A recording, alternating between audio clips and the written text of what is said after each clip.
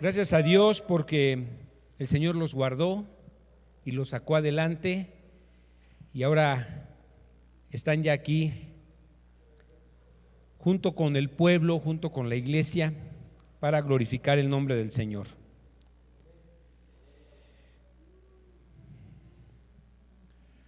Muy bien, pues los invito por favor a que abran sus Biblias en Nehemías, en el capítulo 4. Hace 8 días avanzamos casi a la mitad, llegamos hasta el verso 10.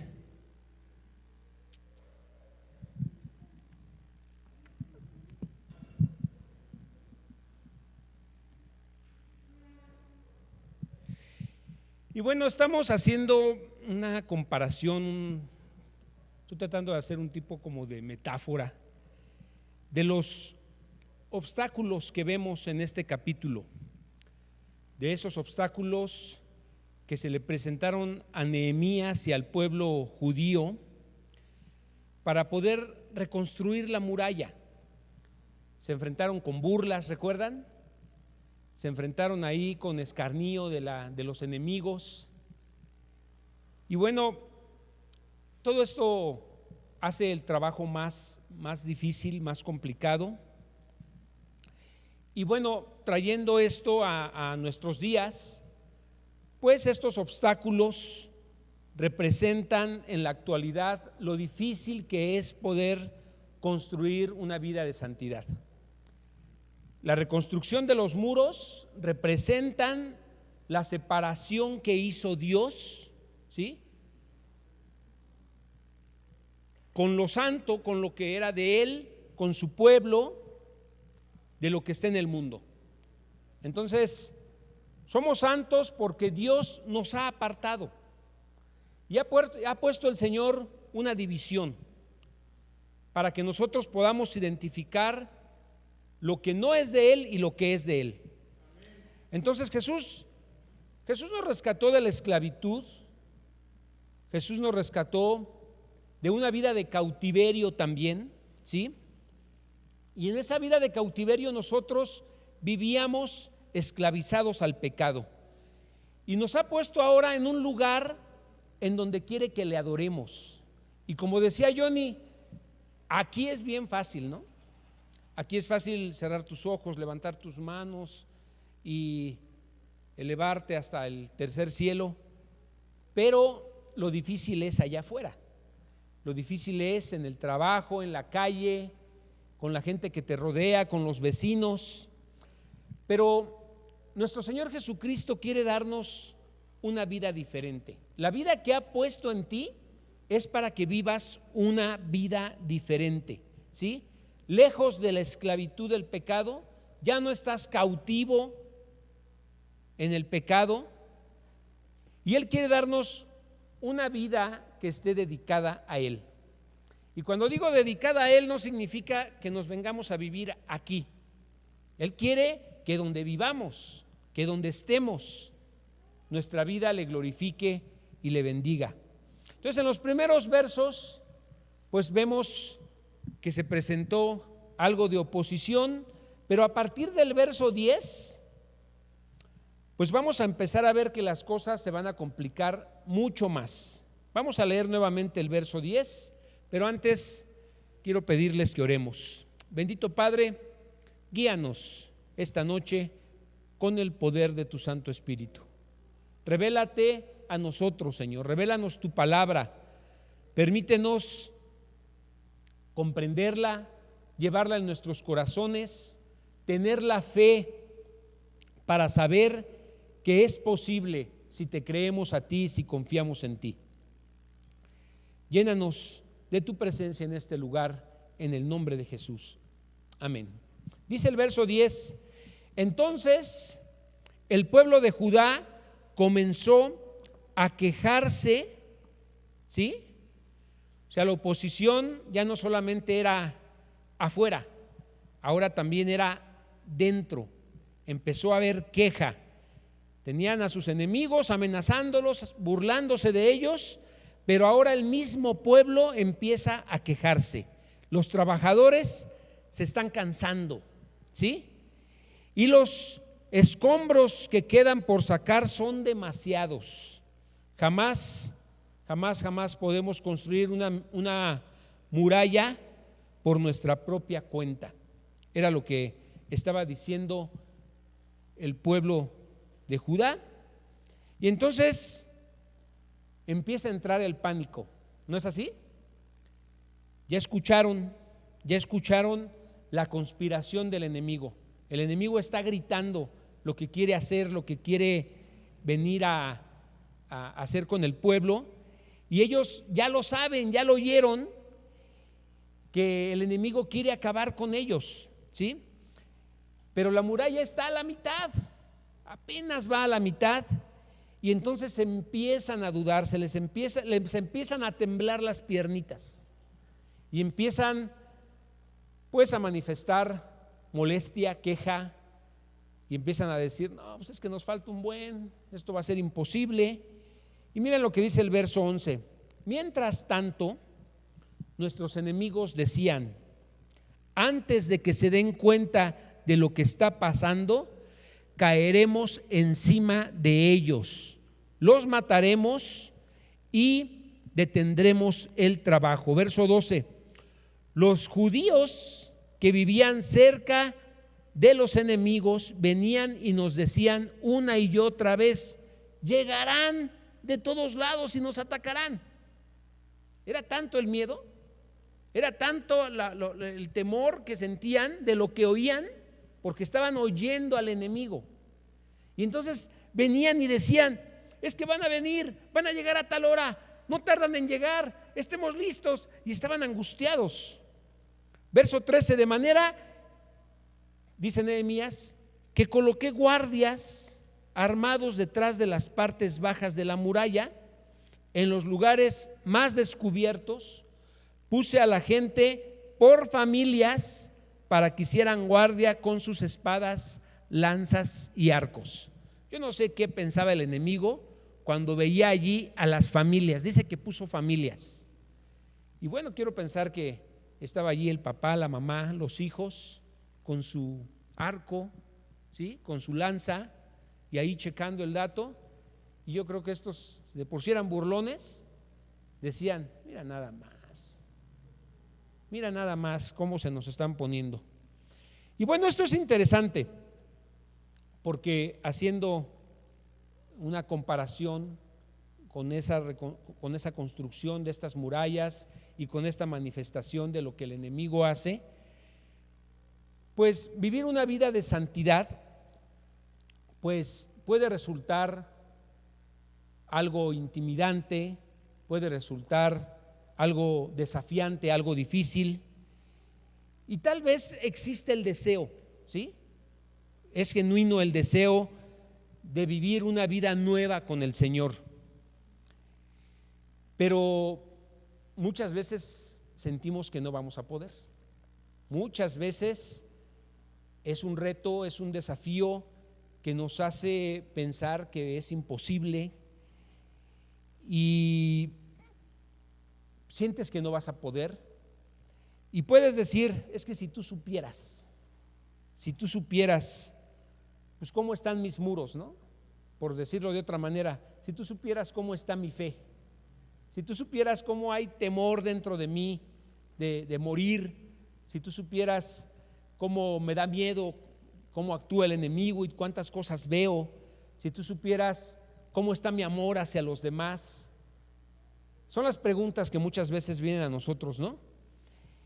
Y pues puedes decir también, bueno, es que si tú supieras cómo está mi vida pasada, todo lo que hay, todo lo que hubo también, para que yo pueda sacar tantos escombros y tantas cosas, y que pueda empezar de cero y que pueda empezar de nuevo. Entonces, realmente quisiéramos poder avanzar, pero a veces creemos que no vamos a poder acabar. Sentimos que no vamos a poder lograrlo. No sé si tú te has sentido así, a veces quieres tirar la toalla, a veces ya no quieres seguir avanzando. Y bueno, empiezas a ver como que es algo imposible, ¿sí? Viene la desilusión, viene el desánimo, viene el temor. ¿Cuántas veces te has sentido así? Gracias. Bueno, ¿cómo hacerle frente a poder vivir una vida santa para Dios? ¿Cómo afirmarnos y cómo lograr poder vivir una vida que glorifique a Dios? Pues lo primero que pensamos es que entendemos claramente que el enemigo no está jugando, ¿sí? Todos entendemos lo que quiere el enemigo.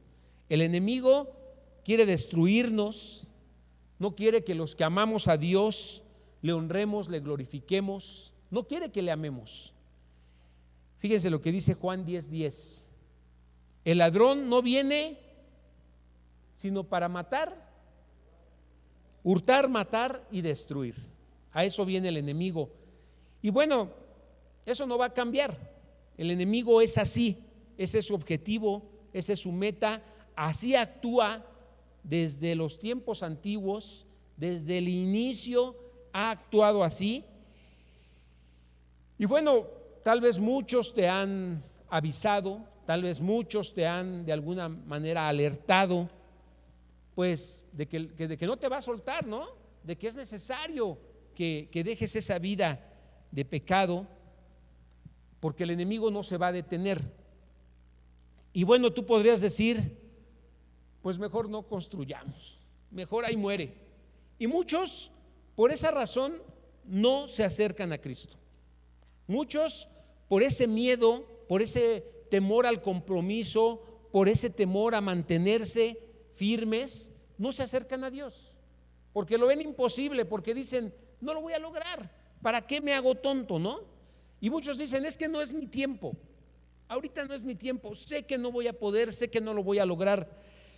Pero la verdad, hermanos, no hay manera de decir ahora no, hoy no, porque de todas maneras el enemigo te va a esclavizar, el enemigo te va a hacer trizas. Si estando con el Señor representa un temor, un desafío, pues no estando con el Señor, pues va a ser peor. Fíjense lo que dice Gálatas, acompáñenme por favor a Gálatas 6, versículos del 7 al 9. Dice, no se dejen engañar, nadie puede burlarse de la justicia de Dios, siempre se cosecha lo que se siembra. Los que viven solo para satisfacer los deseos de su propia naturaleza pecaminosa cosecharán de esa naturaleza destrucción y muerte, pero los que viven para agradar al Espíritu, del Espíritu cosecharán vida eterna. Así que no nos cansemos de hacer el bien, no nos cansemos. A su debido tiempo cosecharemos numerosas bendiciones si no nos damos por vencidos. ¿De acuerdo? Entonces, no puedes vivir en el pecado y creer que las cosas van a salir bien. No puedes decir, pues ahorita no, porque va a tener una consecuencia. Lo que sembremos, eso es lo que vamos a cosechar. Entonces, no hay dos caminos andando en el pecado. Hay un solo camino y el resultado de ese camino es la muerte. ¿De acuerdo? Versículo 14 dice aquí en Nehemías: luego, mientras revisaba la situación, reuní a los nobles y a los demás del pueblo y les dije: no le tengan miedo al enemigo. Recuerden al Señor, quien es grande y glorioso, y luchen por sus hermanos, sus hijos, sus hijas, sus esposas y sus casas. ¿Sí? No le tengan miedo al enemigo. Eso era lo que le estaba diciendo Nehemías al pueblo. Y efectivamente, Tú no puedes. Sí, eso está bien que lo tengas claro. Tú no vas a poder, pero adivinen quién sí puede. El Señor puede. Y mayor es el que está en nosotros que el que está en el mundo. Entonces, con esto nosotros debemos afirmarnos y debemos no tener miedo, ¿sí? El Señor puede conquistar en tu vida lo que tú no puedes hacer. El Señor lo puede hacer. El Señor sí puede vencer la vida del pecado. El Señor lo puede hacer. Acompáñenme a Romanos 8:13, por favor. Romanos 8:13.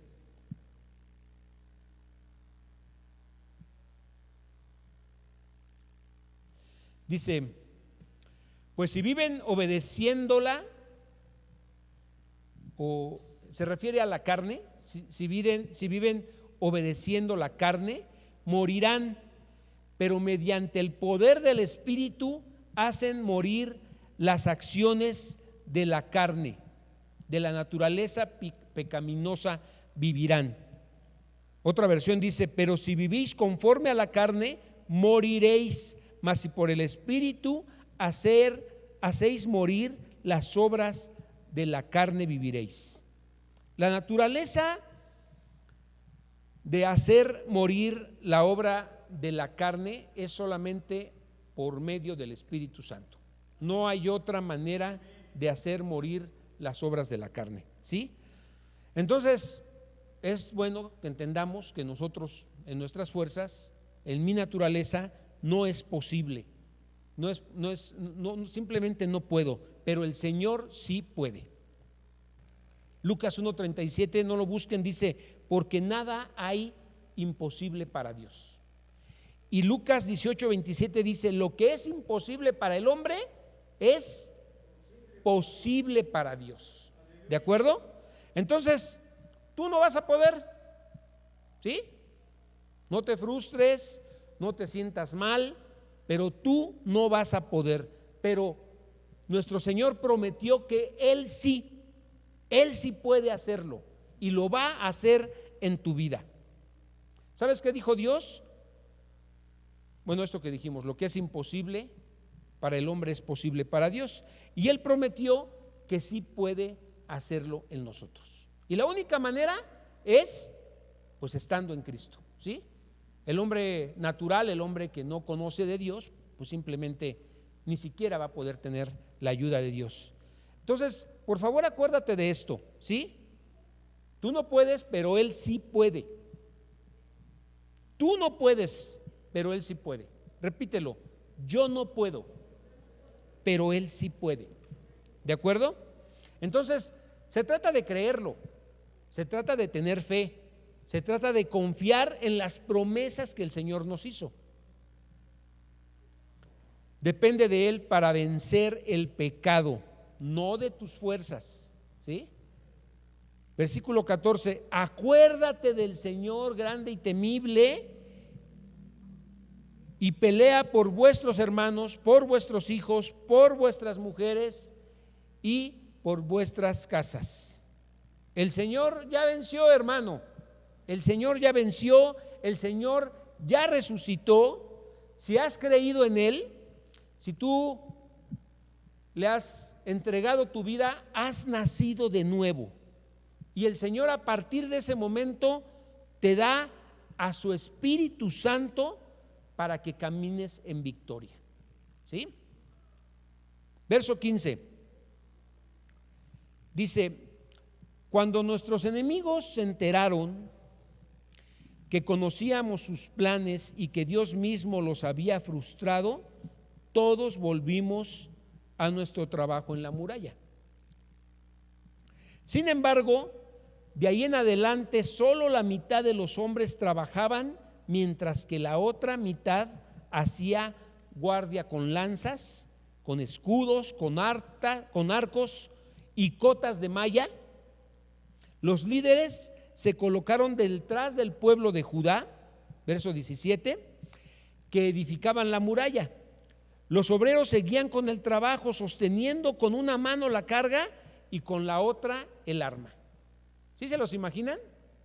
Imagínense esto, están trabajando, están levantando la muralla, están poniendo las piedras, pero están así, miren, checando el dato, aquí con la espada, y acá tienen la pala, y otros tienen la cuchara, y están allí poniendo las piedras, y les pasan acá la piedra, y están así, pendientes, están trabajando para la obra, pero están atentos para los ataques que va a haber, que son posibles tener. Juan 3:20 dice: todos los que hacen el mal odian la luz, ¿sí? Y se niegan a acercarse a ella porque temen que sus pecados queden al descubierto. Entonces, una estrategia, hermano, hermana, para lidiar con el pecado es, a ver, ¿quién me dice cuál es una de las estrategias para lidiar con el pecado?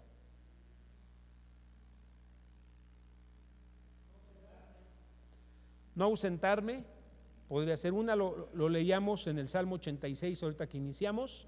Otra más, orar, estar orando, estar clamando al Señor. Otra, ser llenos del Espíritu Santo. ¿Se dan cuenta que son todas las cosas que hemos estado analizando? ¿Qué más? ¿Qué más te sirve como estrategia para lidiar con el pecado? A ver, no escuché. Primero, Aarón. Santidad, ok, pero está un poquito amplia esa, un poquito más específica. Caminar en la luz, como lo leíamos aquí en Juan 20, ¿sí? ¿Y qué significa entonces caminar en la luz? Sí, pero es más específico.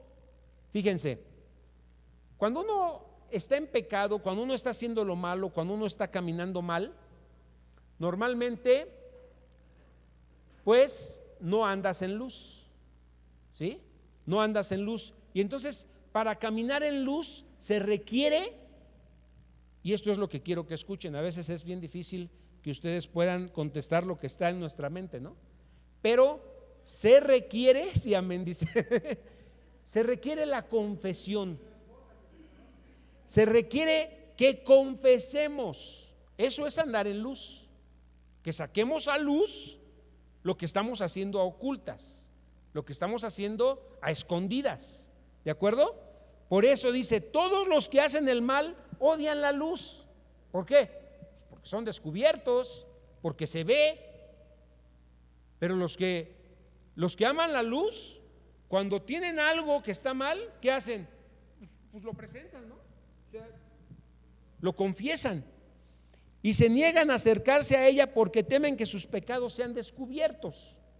Pero cuando tú no temes que tu pecado sea descubierto, ¿qué haces? Lo confiesas, ¿sí? ¿Por qué? Porque miren, en las tinieblas es donde se germina el pecado. El pecado normalmente, si tú tienes toda la intención de hacer lo malo, te vas a esconder. Vas a hacerlo a ocultas. En lo oculto es como Satanás obra. Y en lo oculto es como Satanás va a gobernar. Y de esa manera es como va a hacer que el pecado crezca, que cada vez sea más grande, que cada vez sea más imposible de que lo dejes. Ahora, yo te quiero preguntar, tal vez en este momento estés lidiando con un pecado. Tal vez en este momento tú estás batallando con dejar algo que no es fácil y que te ha costado mucho trabajo poder dejarlo. ¿No te has preguntado o no le has dicho a Dios, ¿por qué no me lo quitas? A veces decimos eso, ¿no? Señor, ya quítamelo, ya quita esto de mí. Pero la pregunta que más bien yo te invitaría a que hicieras es, o a que te hagas es, ¿por qué no lo confiesas? Eso es ir a la luz, eso es humillarte. Y bueno, la verdad es que ¿cómo quieres que Dios quite algo que tú no confiesas? Dios no lo va a quitar.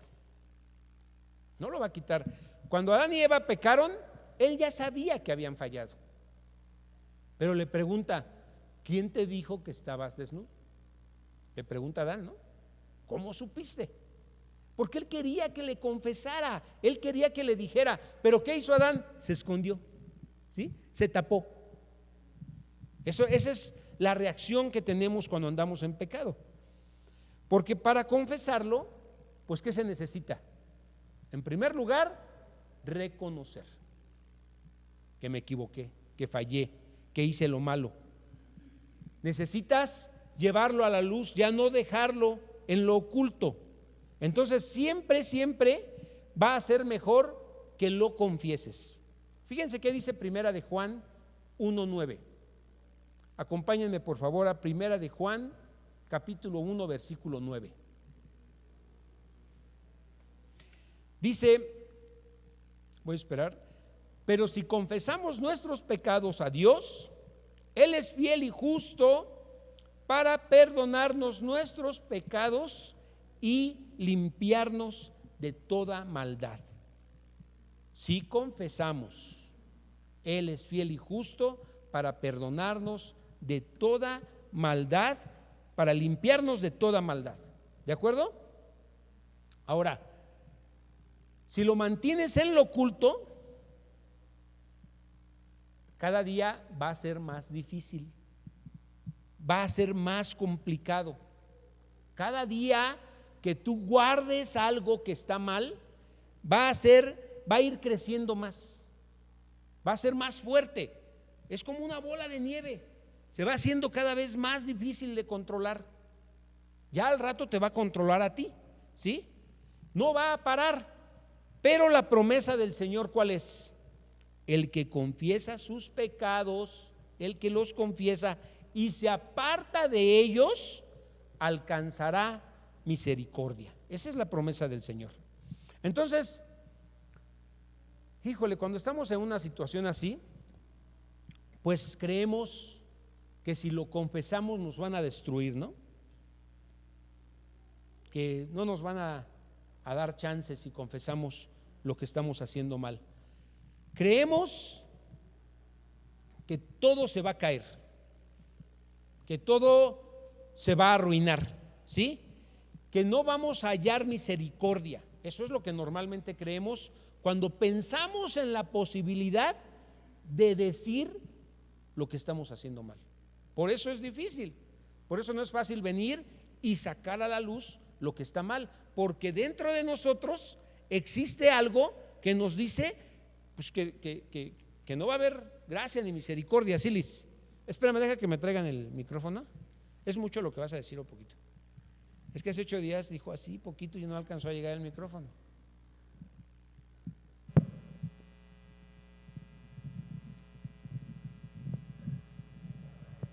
¿Qué tal?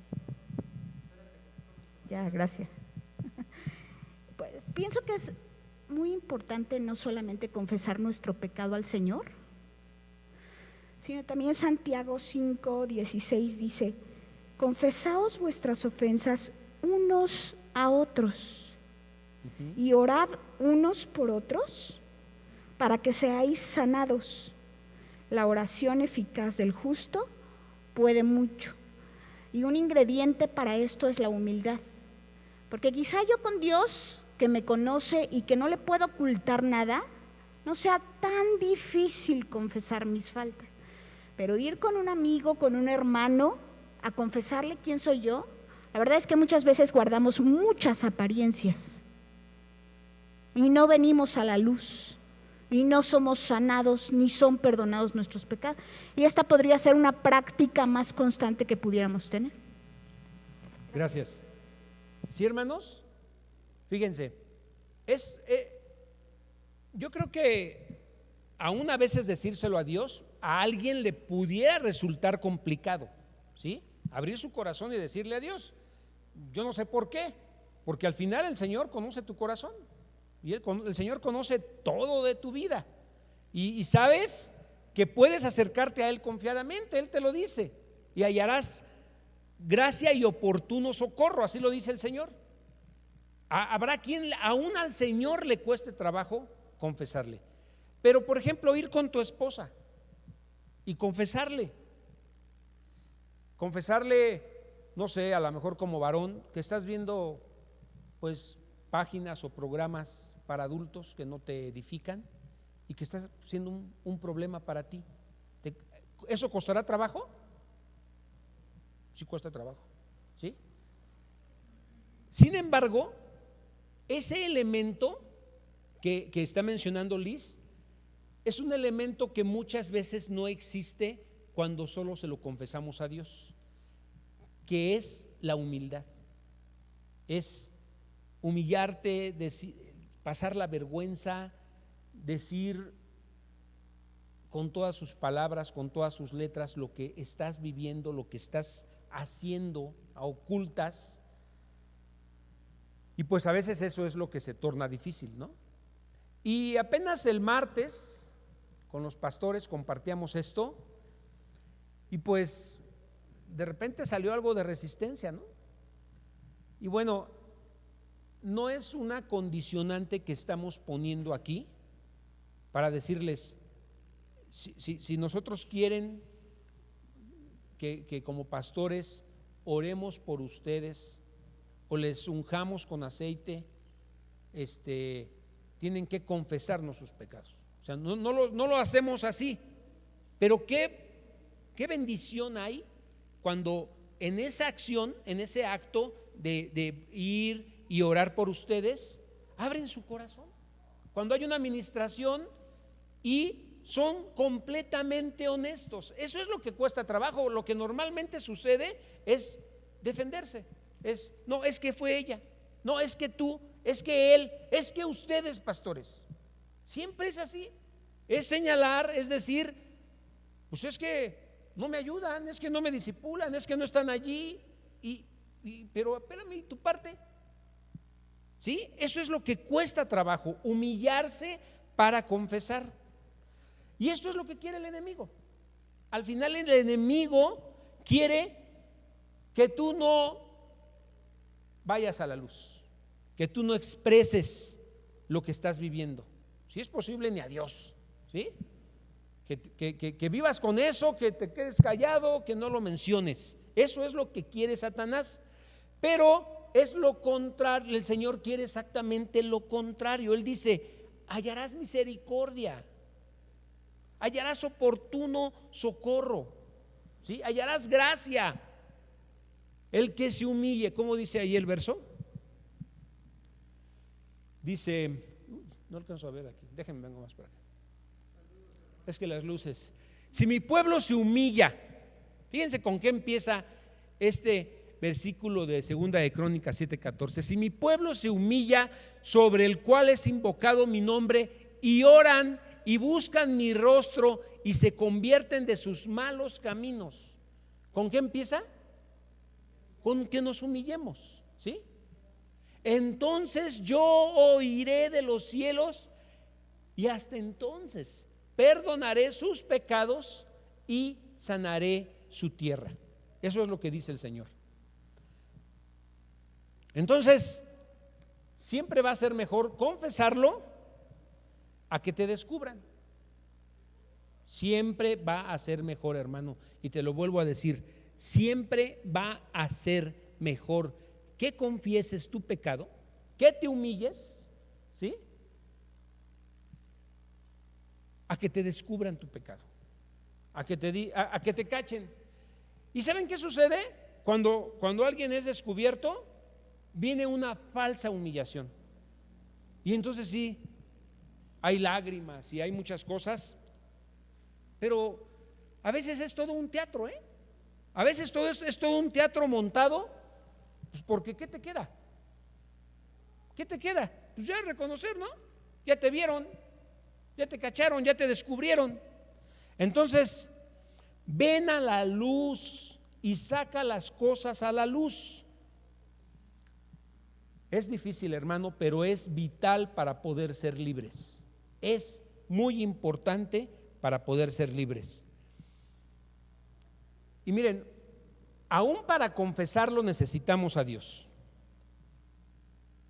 El Señor es el que quiere darte de su espíritu para que tú puedas humillarte. Ya dijimos que tú solo no puedes. Entonces necesitas del Espíritu de Dios para que puedas humillarte y para que puedas hacer lo que el Señor quiere que hagas.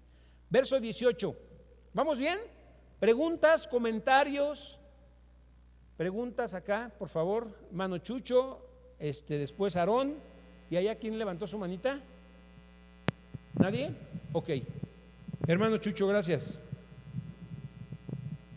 Sí, antes de que sigas a los demás, creo que es importante este punto. Porque mira, de todos modos, algún día van a salir las cosas a la luz.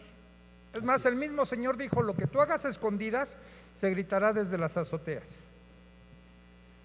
Y en su gracia y misericordia, Dios saca a la luz las cosas de cada uno.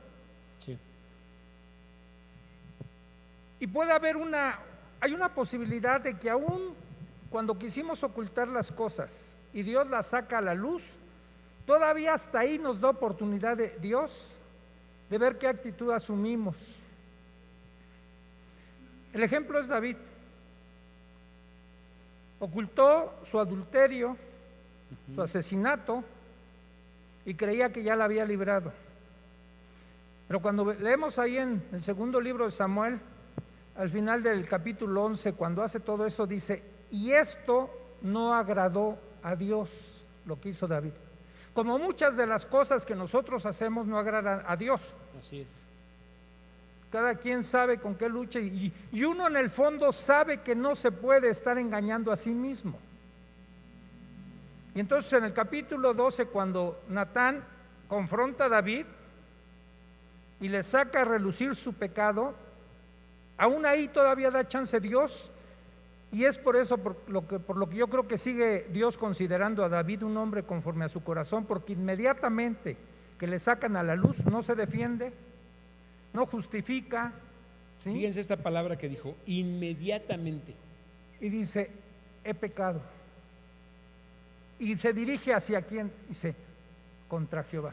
Porque cuando todos nosotros pecamos, al que principalmente ofendemos es a Dios. Así es. ¿Sí? Todo pecado es una ofensa a Dios. Dañamos a otros también, dependiendo del pecado. Hay veces que el único dañado es uno mismo, Sí. pero a veces dañamos a otros. Pero todavía hasta ahí Dios nos da chance de reconocer.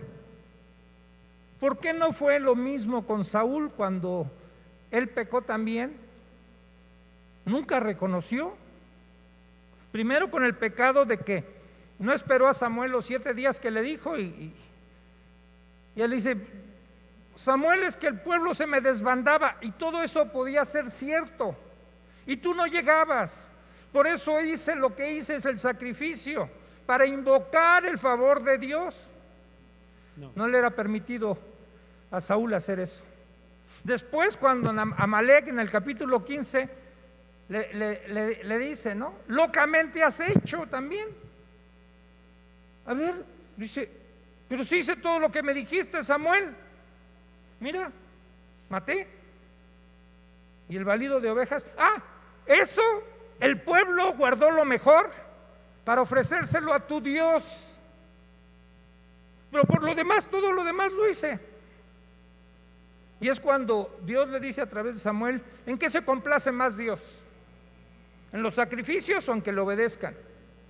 Y está una justificación tras otra, porque el orgullo nos lleva a defendernos. Duele admitir, pero es el mejor remedio. Por eso el versículo que citabas de Primera de Juan: si confesamos, si decimos lo mismo que Dios dice de lo que estamos haciendo, entonces Dios es fiel y justo para perdonarnos, que es lo que hizo con David.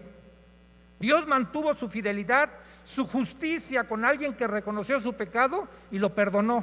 Le dice: no morirás, porque su pecado merecía la muerte.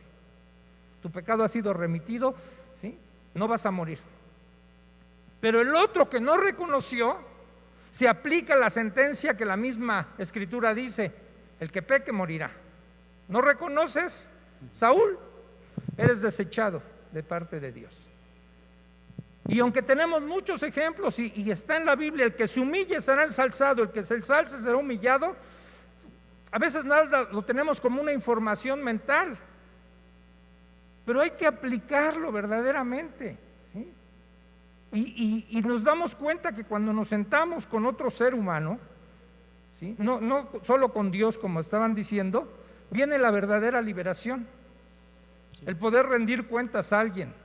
Cuando nos atrevemos a reconocer humildemente cómo hemos fallado, cómo hemos pecado, en ese momento creo que es cuando de verdad nos liberamos. Y entonces empieza nuestra sanidad, tanto interior como exterior, y podemos seguir en el camino de santidad. Y Dios dice: ya no me acuerdo de tu pecado. Aunque tú lo estés trayendo a la luz, no, ya no, porque reconociste, te humillaste y está perdonado, lo sepulto en lo profundo del mar. Y seguimos como si estuviéramos sin mancha delante de Dios. ¿Sí? Pero necesitamos tener esa dosis que no es tan sencilla, porque el orgullo es el que se defiende, ¿no? Pero los beneficios que trae de hacer eso, de humillarse, de tener humildad, son grandísimos. Amén. Y antes de que le den la palabra a Aarón, está otro caso en la Biblia que también recordábamos este martes, que es el caso de Ananías y Zafira. ¿Cuál fue el pecado de Ananías y Zafira? El engaño. ¿Robaron? ¿Robaron? Era de ellos, ¿no? La propiedad que vendieron, lo que obtuvieron por la propiedad, era una cifra, era un monto, pero hubo engaño. Mintieron, le mintieron. Y cuando se presentan ante los apóstoles, le preguntan: ¿en cuánto vendiste la propiedad? ¿Y qué dijo Ananías? En tanto. ¡Pum! ¿Sí? Y luego cae muerto por su mentira, por esa. ¿Por qué creen que le preguntó Pedro en cuánto?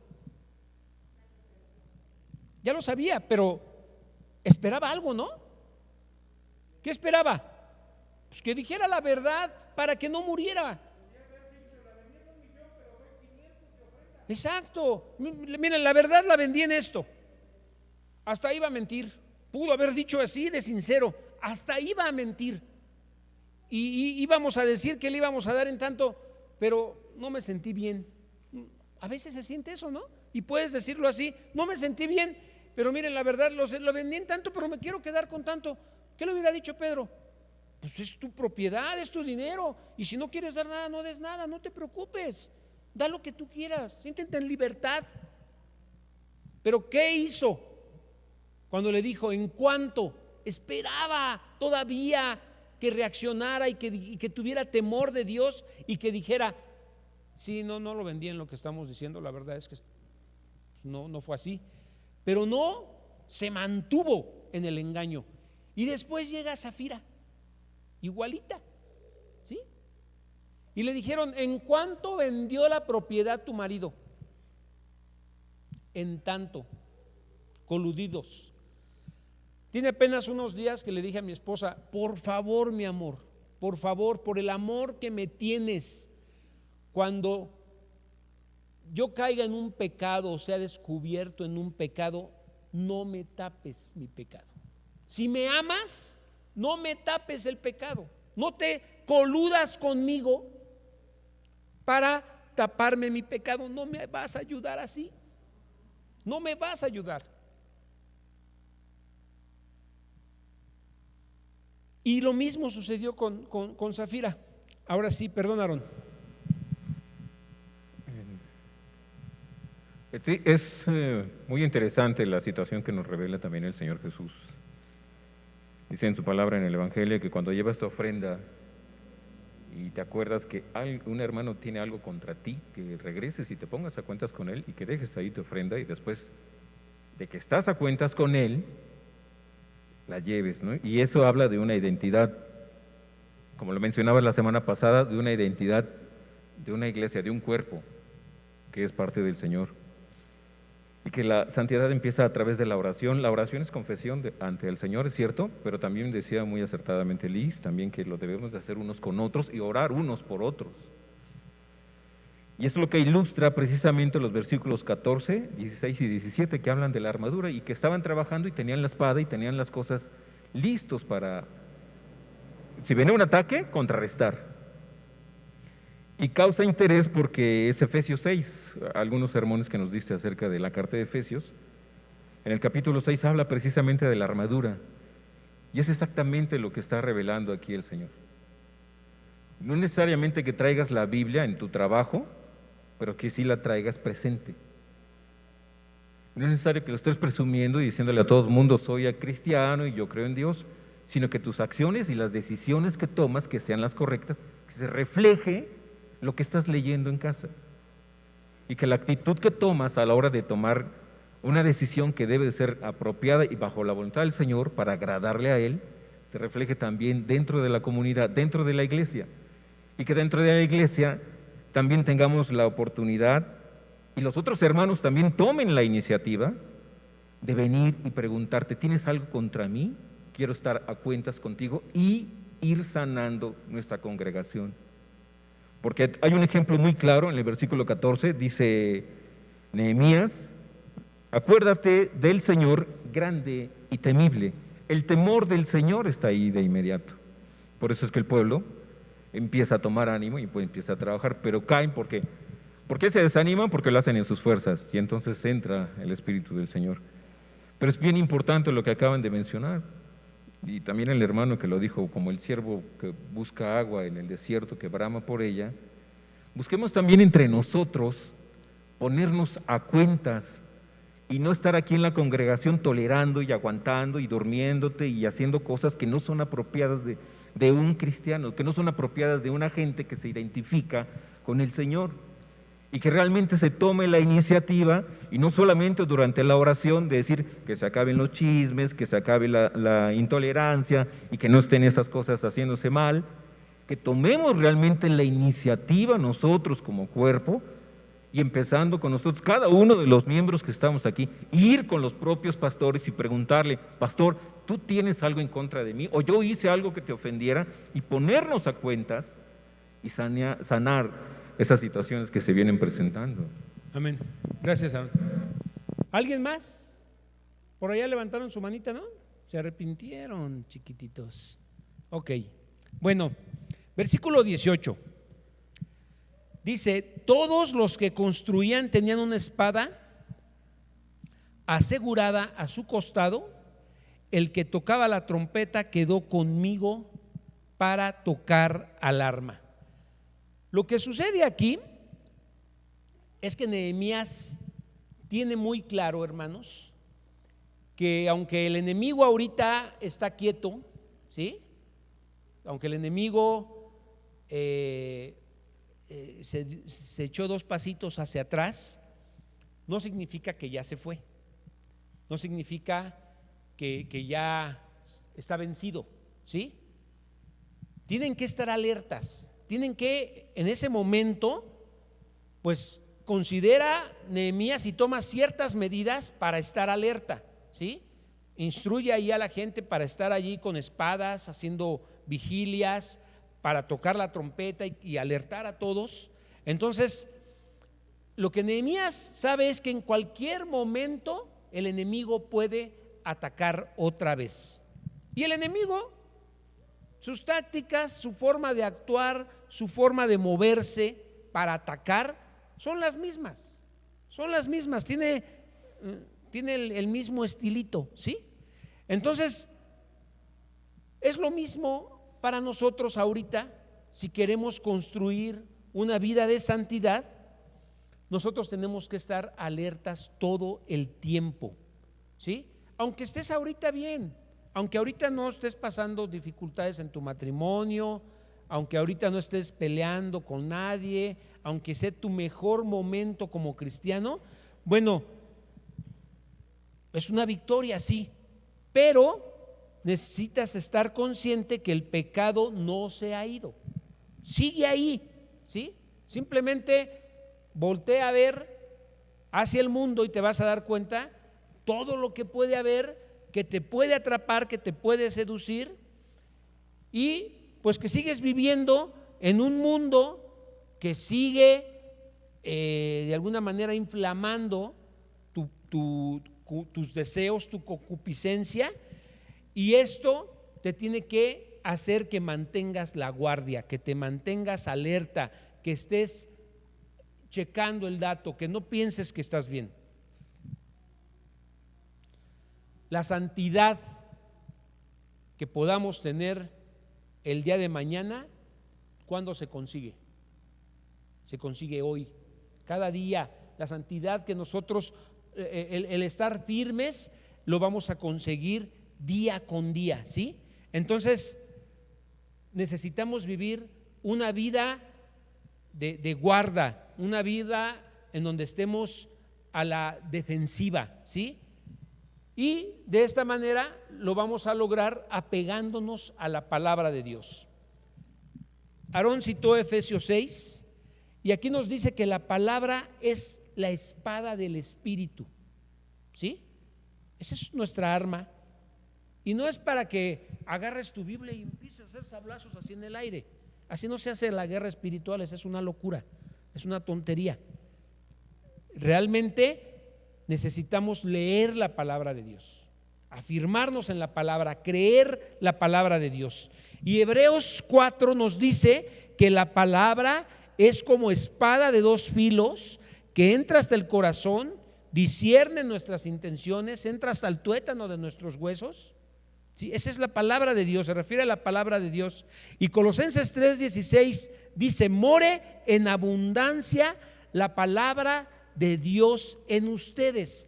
More en abundancia la palabra de Dios, para que cuando el enemigo venga y la tentación sea latente, te encuentres armado, te encuentres preparado.